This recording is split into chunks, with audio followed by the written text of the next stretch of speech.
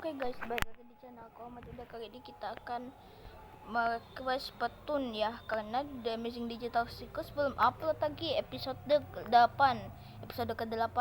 Jadi ini petun yang menceritakan susahnya mencari rezeki di luar negeri. Lanjut kita play. Langsung maksudnya. Teman-teman, sebelum nonton, gunakan headset untuk suara yang lebih jelas. Jaga jarak pandang aman. Set segini kali dan pastikan menonton dengan penerangan yang cukup. Oh iya, akan animasi foto hanya YouTube, Instagram, dan TikTok ini. Selain dari fotonya, itu bukan kami, itu akun palsu atau reuploader yang memakai nama foto untuk kepentingan mereka. Hati-hati ya, dilarang keras reupload. 1, 2, 3, 4. Makanya jangan tar. Jun, mak kan udah bilang, lu buruan cari kerjaan. Mau sampai kapan jadi pengangguran begini? Tabungan warisan bapak lama-lama habis, Jun. Lagian lu kan laki, suatu saat nikah, masa nggak ada pegangan buat bayar mahar, Jun? Dan lagi, lu laki bakal jadi kepala keluarga. Kalau nggak ada jiwa pekerjanya, gimana mau nafkahin anak orang, Jun? Iya, Jun kan udah kirim lamaran ke kota, Mak. Tapi belum ada panggilan. Kenapa nggak kerja aja di kampung sih, Jun? Iya, di kampung mau ngandelin apa, Mak? UMR aja cuma 2 juta. Mana bisa nabung buat masa depan? Di kota kan lumayan, Mak.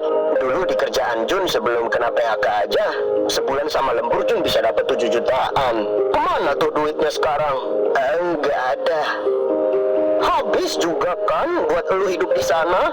Buat makan sih paling 3 juta sebulan. Sisanya buat Jun main, hangout sama teman-teman. Tuh Jun, hidup di kota mah gitu. Kalau lu kebawa pergaulan gaya hidup di sana, mau gaji berapa juga habis. Emak sih nggak tahu yang terbaik buat lu gimana. Tapi feeling emak lebih enak hidup di kampung, Jun. Dengan segala keterbatasannya, nggak ada mall, nggak ada hiburan malam. Warung makan juga paling warung rames bilik bambu. Hidup tenang, nggak gerusa-gerusu. Apa tuh kata orang-orang? Skydiving apa? Slow living, Mak. Ya udah, coba deh lu pikir-pikir lagi, Jun. Lu emang harus pergi ke kota, apa berjuang aja di desa? Kalah menang tinggal di desa. Banyak juga orang-orang sukses yang tinggal di desa. Kerjaannya sih nggak bonafit dibanding karyawan kantoran. Tapi kalau lihat karyawannya ada 6. Iya, Mak. Ntar Jun pikir-pikir lagi. Masa Jun? Jualannya ayam doang, gerobakan di lapangan. Sehari bisa habis 100 mangkok itu. Coba kalau untungnya 4.000 per porsi. 400.000, Jun. Kali 26 hari kerja deh. Sebulan 10 juta dapat. Orang yang kelihatan abang-abang mie ayam doang bisa dapat 10 juta sebulan. Kalah karyawan kantoran di kota, Jun. Iya, Mak. Pot juga sering bilang tuh, Mang Ujang jualan bakso bakar 2000-an depan SD aja sehari asal habis dapat bersih 200.000. Nah tuh, apa lu nggak berpikir buat usaha aja di kampung? Mulai dari kecil, kalau ditekuni lama-lama bisa maju. Maju kemana, Mak? Kemana, kek? Mama bulan ini belum bisa transfer, Ren. Majikan Mama belum bayar gaji Mama 3 bulan. Duit pegangan Mama sisa tinggal sedikit untuk bertahan di sini, Nak. Mak udah lapor ke agensi belum? Atau ke pihak kedutaan yang ada di Arab situ, Mak? Itu kan udah nggak bener. Kalau Mak laporan pasti nanti dibantu. Ren, majikan Mak sebenarnya orang baik. Udah hampir 20 tahun Mak jadi TKW kerja sama mereka. Mereka belum bayar bukan karena niat jahat. Memang 3 bulan terakhir mereka ditipu teman bisnisnya. Usaha mereka bangkrut. Mereka juga lagi hidup susah. Mama nggak tega kalau harus laporin mereka. Itu bakal nambah bukan masalah keluarga mereka. Terus gimana? Ya sabar aja. Mereka lagi usaha buat bisa bayar gaji Mama yang 3 bulan. Tiap hari juga si ibu datang ke kosan Mama nganterin roti sambil minta maaf belum bisa bayar. Dan lagi diusahakan cari pinjaman. Ya udah deh, nggak apa-apa. Yang penting Mak sehat-sehat di sana. Rani gampang nanti gimana deh. Pinjam duit 1 juta buat hidup bulan ini. Aku pinjam duit 3 juta buat modal usaha. Apaan sih lu pada datang-datang minjem duit? Dikata gue gudang duit apa? Ya kan lu masih bujang belum nikah.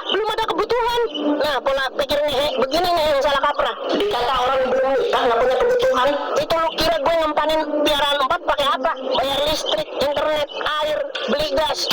Duit lu kan banyak Pot, hasil dari nge-podcast. Zaman company, jangan ngejudge hidup orang. Lu kan juga nggak tahu dia lagi ada kebutuhan apa, lagi ada problem apa. Jangan asal ngejudge. Wah, dia bujang, nggak ada kebutuhan, pegang duit, gue berhak minjem karena kenal. Lah gimana? Minimal lu datang baik-baik, tanya dulu. Maaf nih, ekonomi situ apa lagi stabil, lagi banyak kebutuhan kagak? Misal ada rezeki lapang, mohon maaf nih, gue lagi ada butuh buat bla bla bla bla, bisa bantu pinjem nggak ya? Nanti gue balikin hari sekian, tanggal sekian. Kalau nggak bisa juga nggak apa-apa, gue nggak pengen ngerepotin lo. Nanti gampang lah nyari solusi lain. Oh, nah itu kan orang dengernya juga enak ya, kagak datang main todong, pinjem duit apaan? Terus kira-kira kita mau dipinjemin nggak? Kagak. Lah gue perekonomian juga lagi oleng. Iya udah deh Jun, jangan gara-gara duit pertemanan kita dirusak. Kita ada masalah nggak boleh bebanin Pot buat jadi solusi. Terus gimana ya? Stres gue lama-lama nih. Usaha aja yuk bertiga. Jualan sate kek, gue masih ada tabungan dikit buat bikin gerobak sama beli tenda. Lu ngajak kita usaha bareng nih? Iya. Wah. Tapi nggak enak sama Kang Sai. Nanti jadi saingan gimana? Ya udah yuk ke rumah Kang Sai, ngobrolin ini sambil izin kira-kira gimana, biar nggak salah paham. Tahu-tahu kita jualan makanan. Ya udah yuk.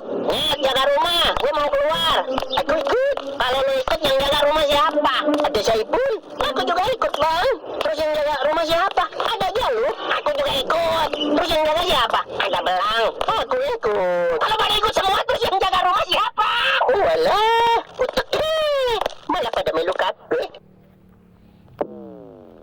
Ada apa nih tumben bertiga bertamu rumah saya? Kami bertiga datang kemari mau narik motor. Narik motor? Debt collector kali. Sini biar gua aja yang ngomong. Jadi gini Kang. Apa nih? Kok saya deg-degan? Kalau nggak deg-degan mati lu. Aku Pot sama Jun kan mau usaha kecil-kecilan. Jualan kutu? Bukan. Dengerin dulu dong. Iya kutu emang kecil, tapi usaha kecil-kecilan bukan berarti jualan kutu. Kutu apa yang ngeselin? Kutu rambut? Bukan. Apa? Kutu kuku, wenggu. Kang, serius Kang? Jadi kalian bertiga mau usaha apa? Kita mau jualan sate pakai tenda di tepi jalan Kang. Kira-kira apa nggak ganggu usaha Kang Sai ya? Belum. Ya, alamat nggak jadi usaha nih Pot. Kenapa nggak dari dulu? Saya seneng kalau lihat anak muda tuh mau usaha, nggak malu jualan. Nanti kalau butuh gerobak, saya ada kenalan tukang bikin gerobak. Kalau saya yang bilang nanti dapat potongan harga. Jadi nggak apa nih Kang? Saya dukung lah. Cuma ya itu namanya dagang nggak selalu rame. Kadang sepi, kadang rame. Yang sabar aja, ditekuni. Terus kalau jualan makanan itu capeknya minta ampun. Harus bangun pagi ke pasar, olah di dapur, berangkat bawa muatan, jualan, habis itu beres-beres lagi. Mesti sabar. Justru karena itu Kang, kalau sendiri kayaknya berat. Makanya kami mulai bertiga. Nanti saling bahu, saling menguatkan. Bagus Pot, saya suka, saya dukung. Rencananya mau jualan di mana? Di pinggir jalan raya sih Kang. Bagus itu. Mau mulai kapan kalian? Kalau ada yang bisa saya bantu, saya bantu.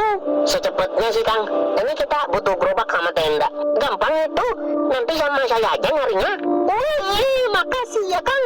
Ya udah deh, kita pamit dulu ya. Nanti kalau ada apa kita nanya Kang Sai ya. Beres. Yang semangat pokoknya. Gue kira bakal merasa tersaingi, malah justru dibantu kita. Biar kata kumisnya kayak ikan sapu-sapu, Kang saya aslinya mah baik. Betul, kita jualan sate emang jalur nggak apa-apa nih. Wah, iya ya. Waduh. Apa nih? Jalur, ini kita bertiga kan mau usaha kecil-kecilan. Rani udah nggak bisa pasif menerima duit transferan dari emaknya yang jadi TKW di Arab Saudi. Si Jun pasca di PHK kerja di kota, sekarang harus mulai kerja lagi. Nggak bisa ngandelin sisa tabungan warisan bapaknya. Ya intinya kita bertiga udah bukan anak-anak lagi. Udah harus bisa mandiri, menghidupi diri sendiri. Bahkan harusnya bisa nabung buat mempersiapkan fase kehidupan selanjutnya. Mau modal nikah, punya keluarga, singkat aja. Terus apaan sih? Dah, gue bertiga mau usaha jualan sate. Lu di pinggir jalan. Lu gimana nih? Ya nggak apa-apa lah, kan di pinggir, nggak di tengah jalan. Bukan begitu Samsudin? Maksudnya kan kita mau jualan sate ayam. Lu sebagai ayam gimana nih? Kita kan jadi nggak enak hati. Ntar perasaan lu gimana gitu? Lo ya nggak apa-apa. Hah? Lu nggak marah ini? Iya, ngapain marah? Kita mikir tadi lu bakal nggak terima lu. Itulah pentingnya mengenal hakikat diri sendiri. Kita ini siapa? Diciptakan untuk apa? Manusia diciptakan Tuhan ke dunia. Diciptakan pula tumbuhan dan hewan yang punya manfaat sebagai penunjang kehidupan manusia. Manusia boleh dan diizinkan Tuhan untuk memanfaatkan kehadiran hewan atau tumbuhan di sekitarnya. Tapi tidak boleh semena-mena atau menyiksa. Ada hewan halal yang memang ditakdirkan untuk bisa dikonsumsi manusia sebagai penunjang kehidupan. Diambil dagingnya, diambil telurnya, diambil susunya, diambil bulunya. Ya sudah, tidak apa-apa. Memang fitrah dan takdir mereka dirancang seperti itu. Ayam yang disembelih dengan benar lalu dimakan manusia, dia telah hidup sesuai fitrah memberikan manfaat untuk manusia. Bukankah ini keren? Sementara kalian manusia dengan segala nikmat dan privilege yang Tuhan berikan belum tentu bisa hidup sesuai fitrah. Untuk apa kalian diciptakan? Udah nggak apa-apa kalau mau jualan sate ayam pinggir jalan. Aku aja pernah magang jualan Kentucky.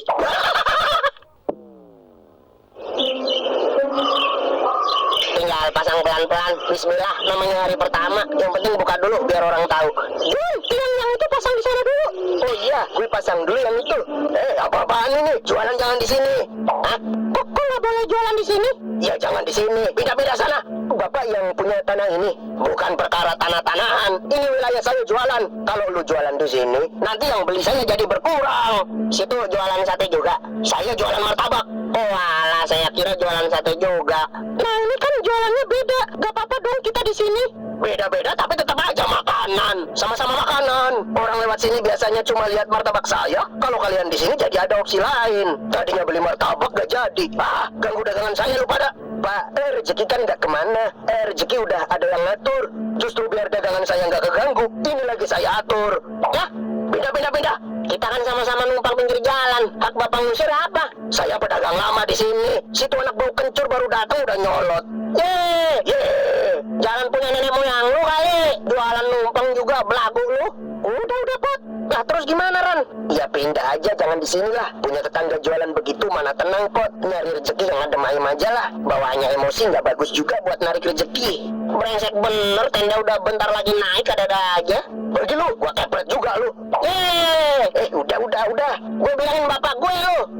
Siapa takut? Aduin nama bapak gue. Bapak gue Power Ranger. Bapak gue Ultraman. Udah. Yuk pindah aja deh. Nah yuk, bismillah. Moga laris manis Tanjung Kimpul. Dagangan habis, duitnya ngumpul. Mohon izin nih, maaf kata. Yang nyuruh dagang di mari siapa? Saya lihat belum ada yang jualan di sini. Ya udah kita buka pasang gerobak tenda di sini aja. Nggak ganggu pedagang lain juga kali ya. Jaraknya jauh. Maaf kata ya. Kalau mau dagang di mari, lo mesti izin dulu sama gua. Ya udah ya bang, kita izin numpang jualan di sini. Izin pala lu bawa kos kaki Kamen Rider. Lu kudu bayar uang pangkal bos 200.000. Sama per bulan ada uang keamanan 300.000. Apaan? Apa John? Ini minta uang pangkal. Kalau enggak kita nggak boleh jualan di sini. Bang, ini mohon maaf ya. Ini kan pinggir jalan bukan punya abang. Nggak ada hak situ ngelarang. Buset, mulut lu sok jago bener ya. Udah lu mau kasih kagak? Kalau kagak, kalau enggak beli betulan gue mabuk nih. Kalau enggak usah jualan di mari. Gue anak kampung sini. Kalau lu batuk kagak mau bayar, apa kagak mau pergi, gue balik lagi nih bawa orang-orang gue. Astagfirullahaladzim, jualan aja belum, ada udah aja cobaannya. Lu mau bayar kagak? Nggak, mending pindah, bongkar lagi John, pindah. Oke Pot, ada aja. Jangka panjangnya nggak baik, masa kita jualan di balik bayang-bayang preman kampung begini. Minta uang pangkal, minta uang keamanan, buset. Ya udah kalau nggak mau pergi lu, bacot lu jago bener. Gue panggil orang-orang gue, kelar dagangan lu gue berakabrik. Yuk pindah aja. Udah kepalang gue nyamperin lu. Uang rokok ada lagi. Apaan? Kita nggak jadi dagang di sini. Nala pindah nih. Masa diminta duit juga? Ya elah, uang rokok doang bos. Nggak ada. Yuk pergi lah. Memang lu pada awas kalau sampai gue lihat lu lagi ya. Belum tahu lu nih yang goreng. Dia lagi mabuk, buat tonjok sekali juga rubuh. Iya, tapi nanti bawa teman-temannya. Lu gue Rani bisa ngelawan, tapi gerobak sama tenda dagangan kita kan kagak, Pot. Kalau dirusak kan kita juga yang rugi. Aduh, ribet amat orang mau jualan ya. Sabar, Pot, emang kudu sabar. Sabar ada batasnya kali, Ran. Susah amat mau jualan di negara sendiri. Jangankan orang gede nginjek orang kecil, sesama orang kecil aja saling nginjek begini. Numpang jualan doang di pinggir jalan susah amat. Nggak boleh jualan sama pedagang martabak lah. Boleh jualan tapi kasih uang pangkal ke preman situ lah. Sabar, Pot. Sabar. Ya namanya cobaan hari pertama jualan. Udah capek gue pindah-pindah. Buat hari ini jualan sini dulu ah. Dah, gampang besok pagi gue sama Jun survei cari lokasi lagi. Sementara di sini aja udah. Bang, beli satunya, Bang. Mau berapa, Kak? 1 porsi. Makan sini. Silakan, Kak. Nambah lagi 1 porsi. Syukurlah ada yang suka sate kita, Ran. 1 porsi nggak puas kali. Silakan, Kak. Nambah lagi 1 porsi. Banyak banget makannya nih orang. Kak, kok makannya banyak? Iya, saya udah biasa makan sate banyak.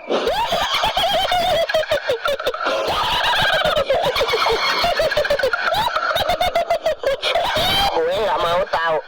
Lu udah makan? Ya kudu bayar.